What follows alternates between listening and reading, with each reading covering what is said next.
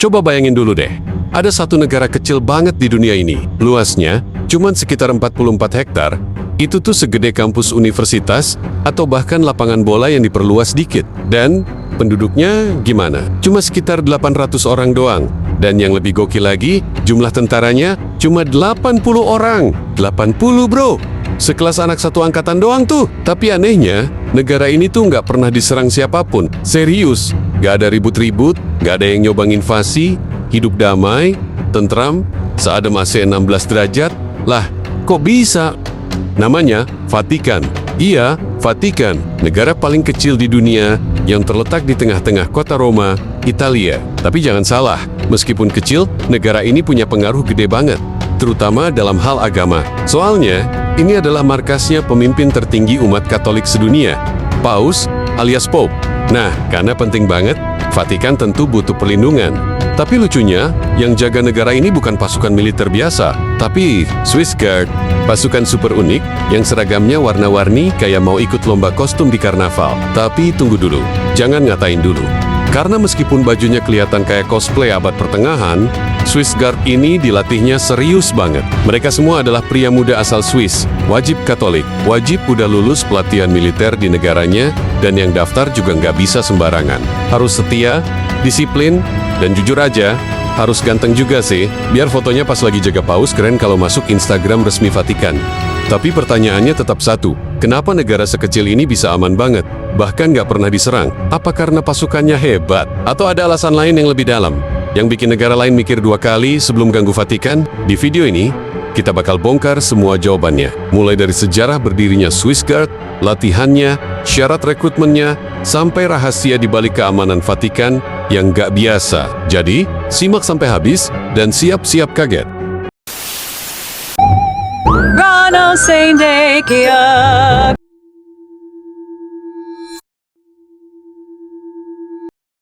Oke, pertama-tama kita kenalan dulu sama negara yang bakal kita bahas hari ini, Vatikan. Kalau kalian kira negara terkecil di dunia itu kayak Monaco atau San Marino, salah besar. Vatikan ini bahkan lebih kecil dari Mall Kelapa Gading. Serius nih, luasnya cuma 44 hektar. Bayangin deh, itu tuh setara kayak 60-an lapangan bola. Kalau dibandingin sama Jakarta, jauh banget. Ini mah kayak satu titik doang di peta. Tapi meskipun kecil, pengaruhnya nggak kecil sama sekali. Karena Vatikan adalah pusat agama Katolik sedunia. Tempat tinggalnya Paus, pemimpin tertinggi umat Katolik di seluruh dunia. Dan di sanalah berdiri gereja terbesar dan salah satu paling megah di dunia.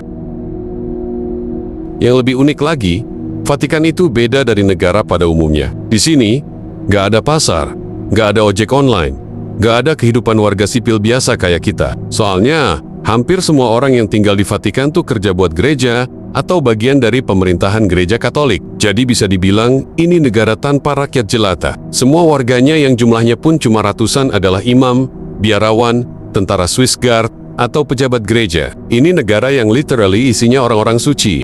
Uniknya lagi, meskipun Vatikan ada di tengah-tengah kota Roma, Italia, secara hukum, dia itu negara independen, punya aturan sendiri, mata uang sendiri, bahkan paspor sendiri. Tapi tetap sih, kalau lapar tengah malam, harus keluar ke Roma. Soalnya, nggak ada Indomaret di Vatikan. Terus gimana dengan kehidupan sehari-hari di sana? Jujur aja, Vatikan tuh sepi banget kalau dibandingin kota lain. Nggak ada bioskop, nggak ada tempat dugem, apalagi mall. Yang ada ya cuma museum, arsip, perpustakaan, kantor-kantor keagamaan, dan gereja. Banyak banget gereja. Jadi ya, kalau kamu anak senja yang suka tempat tenang dan religius, mungkin kamu bakal betah tinggal di sana. Walaupun secara teknis kamu nggak bisa sembarangan pindah ke sana. Karena, fun fact, kalian nggak bisa tuh jadi WN Vatikan cuma gara-gara lahir di sana atau tinggal lama. Warga negara Vatikan itu diberikan berdasarkan pekerjaan. Jadi kalau kamu udah nggak kerja buat Vatikan, otomatis kewarganegaraanmu dicabut. Tapi jangan panik, biasanya langsung dikasih kewarganegaraan Italia. Jadi nggak jadi stateless, tenang aja. Dan walaupun negara ini kecil, Vatikan punya pengaruh internasional yang luar biasa. Mereka punya kursi di PBB sebagai pengamat permanen, punya duta besar alias nuncio di berbagai negara, dan kalau Paus ngomong dunia dengar, bahkan banyak krisis kemanusiaan global yang komentarnya ditunggu-tunggu dari Vatikan. Simpelnya, Vatikan itu kayak bos besar yang diem-diem punya power gede, meskipun fisiknya kecil, kayak karakter anime yang kelihatannya kalem, tapi sekali gerak semua langsung respect.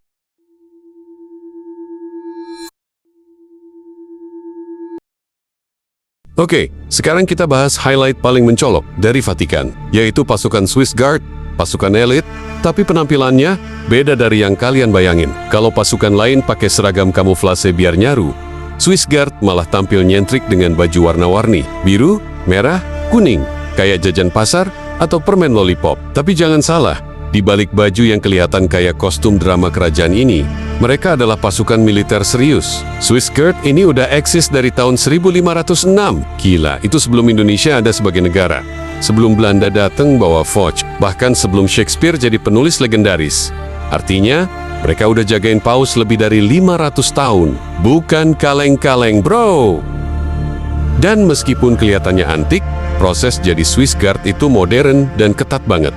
Nggak bisa asal masuk. Harus cowok, Katolik taat, warga negara Swiss, belum menikah, usia antara 19-30 tahun, minimal tinggi badan 174 cm, dan udah lulus pelatihan militer resmi di Swiss.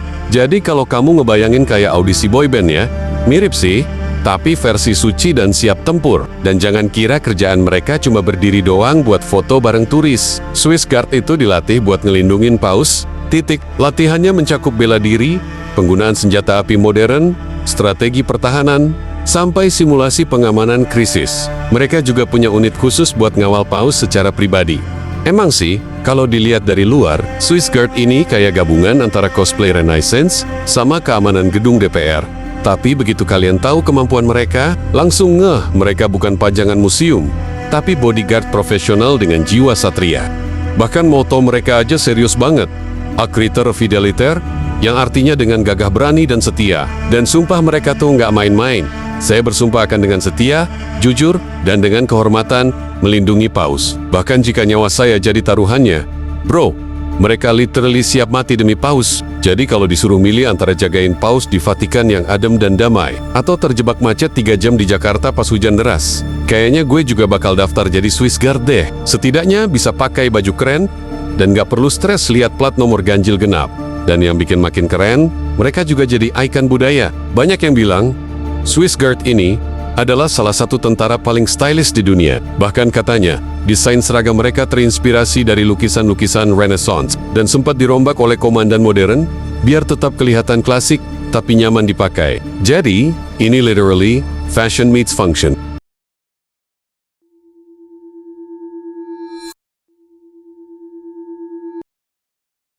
Nah, sekarang muncul satu pertanyaan penting. Gimana caranya negara sekecil Vatikan, yang luasnya cuma segede taman kota, bisa adem ayem terus? Gak pernah diserang, gak pernah kena konflik besar, bahkan terkesan kayak zona damai dunia. Kok bisa? Apa karena ada pasukan Swiss Guard yang keren itu? Atau ada rahasia lain?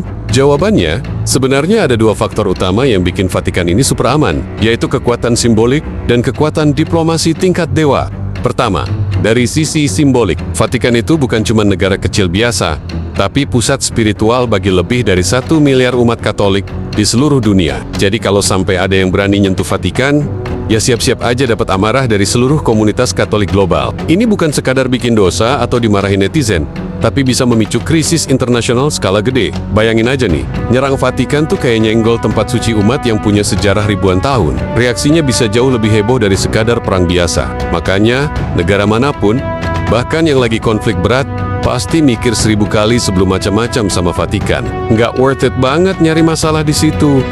Kedua, dari sisi diplomasi, meskipun kecil, Vatikan punya salah satu jaringan diplomatik paling luas dan aktif di dunia. Mereka punya perwakilan resmi, alias nuncio, semacam duta besar di hampir semua negara besar. Bahkan banyak negara yang punya hubungan buruk satu sama lain, tetap punya hubungan baik dengan Vatikan. Karena, ya itu tadi, Vatikan dianggap netral, bijak, dan dihormati semua pihak.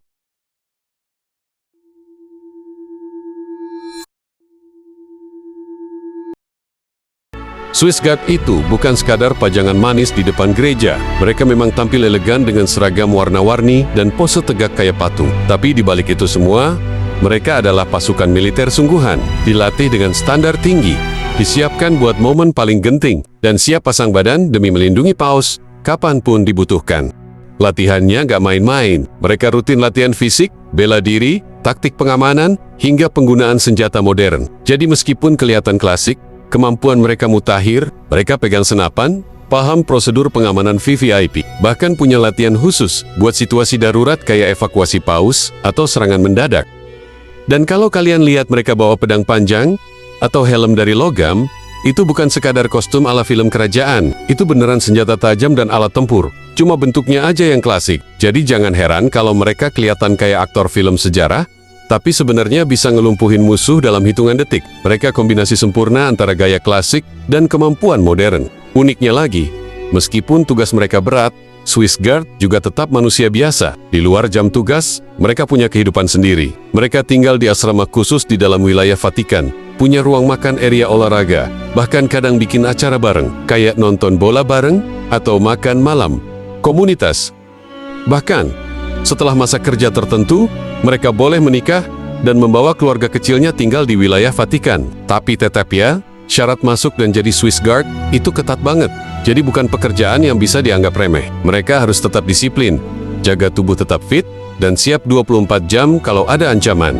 Dan meskipun pekerjaan mereka terlihat tenang, tekanan yang mereka hadapi tinggi banget. Karena mereka nggak cuma jaga orang penting biasa, tapi pemimpin spiritual umat Katolik sedunia. Jadi setiap langkah, setiap gerakan harus penuh tanggung jawab dan kehormatan.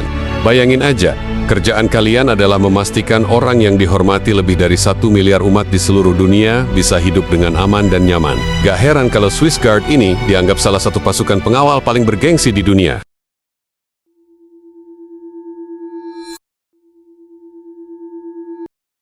Nah, sebelum kita tutup videonya, sekarang masuk ke bagian yang paling seru. Fakta-fakta unik tentang Swiss Guard dan Vatikan yang mungkin belum banyak orang tahu. Tapi dijamin bikin kalian makin takjub sama negara mungil yang satu ini.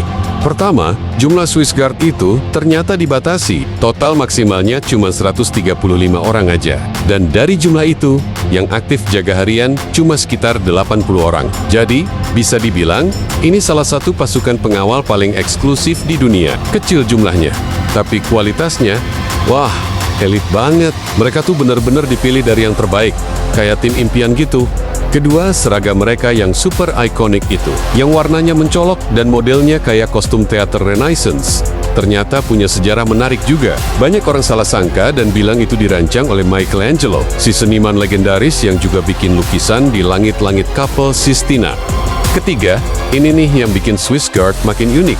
Mereka adalah satu-satunya pasukan militer di dunia yang sumpah setianya diberikan langsung ke satu orang, yaitu Paus. Bukan ke negara, bukan ke pemerintahan, tapi ke satu figur spiritual. Sot dilantik. Mereka angkat tangan dan bersumpah siap melindungi Paus. Bahkan jika harus mengorbankan nyawa. Gila ya, komitmennya total banget. Dan ternyata, mereka juga punya kode rahasia internal yang dipakai buat situasi darurat, semacam sandi militer yang nggak semua orang tahu. Misalnya, ada sinyal atau kalimat khusus yang langsung bikin seluruh pasukan siaga penuh. Tapi ya, kita nggak bisa spill terlalu banyak soal itu. Takutnya nanti kalian tiba-tiba diinterogasi sama Swiss Guard pas liburan ke Roma. Ada juga fakta menarik lain, Swiss Guard ini sering dapat perhatian dunia, karena mereka gabungan antara tradisi dan modernitas. Mereka bisa bawa tombak antik di pagi hari, lalu ngobrol soal keamanan digital, atau strategi pengamanan high-tech di sore harinya.